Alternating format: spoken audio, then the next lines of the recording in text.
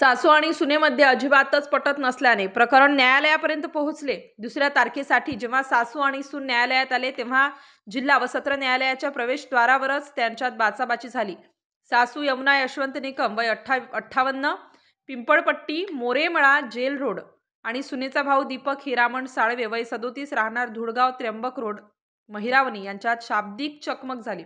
बघता बघता वादाचे पर्यावसन हाणामारीत झाले. दोन्ही गटाकडून महिला आणि पुरुष भिडले.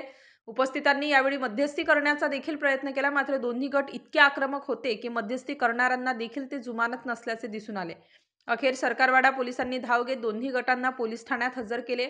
या प्रकरणी अदखलपात्र गुन्हा दाखल करण्यात आला. तसेच संबंधितांना मेडिकल मेमो देण्यात आला आहे. स्टार न्यूजसाठी मोहसिन पठाण, नाशिक.